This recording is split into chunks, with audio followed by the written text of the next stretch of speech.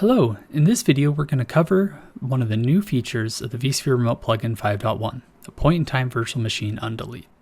In prior versions of the vSphere plugin, a vVols-based VM could be recovered with the VM Undelete process so long as the volumes were still pending eradication on the array and that the VM did not have any managed snapshots when it was deleted.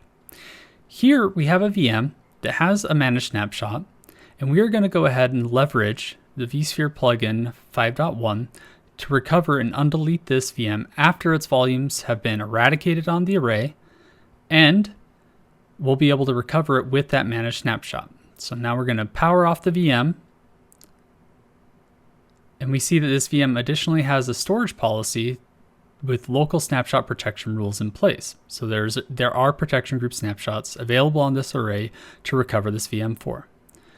Now, we're going to go ahead and manually eradicate these volumes to help simulate what the workflow would be to recover this VM after the eradication timer had expired.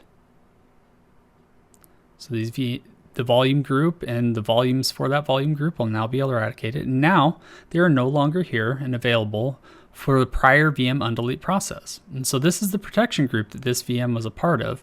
You'll notice it's actually not part of the member, but we do see that its objects are part of the P group snapshots. So we can go ahead and navigate to the vVol data store, right click on it, and go undelete virtual machine. Here we can see our VM, and there are 11 sources. Those are the 11 protection group snapshots that are on the array. Here we can go to the protection group that this VM storage policy had previously been using and see that there are indeed 11 protection group snapshots. And so those are the 11 sources. And here you'll see them separated by the date they were taken, the time they were taken, and then additionally the protection group name and the suffix for those VMs. So we're going to go ahead and select one that was taken a little bit ago, and we're going to go ahead and click next. And then we'll go ahead and select the compute resource, review what was been selected, and then we can click finish. Now in this process, these volumes are going to be recovered, and now the plugin is going to be able to communicate to the storage array and to the VASA provider to recover these volumes, make sure that VASA recognizes that these volumes are recovered for the VM, and the storage container is then updated accordingly. Now the VM is re-registered within vSphere to that specific point in time. Now you can verify that everything looks correct, and then you can go ahead and power on the VM. You can also additionally check to see that snapshots tab to make sure that the snapshot still exists as well. And sure enough, that managed snapshot still exists there within the VM. So after it's powered on, you can verify in guest that everything looks correct. In this case, the Linux VM was fine.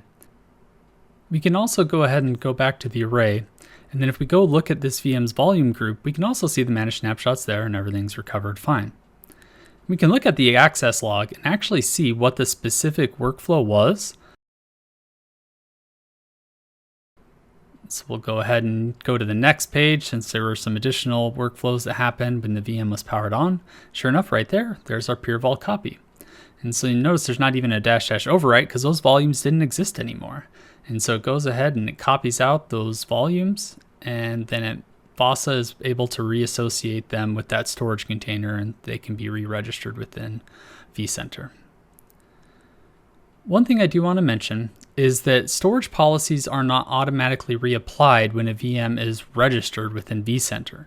And so you will need to go ahead and reapply the storage policy, in this case, the one that had our local snapshot protection, to the VM.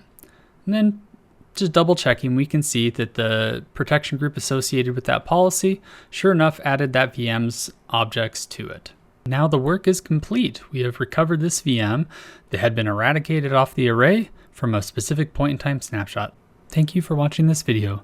Please see our platform guide for more information about VMware and Pure Storage solutions.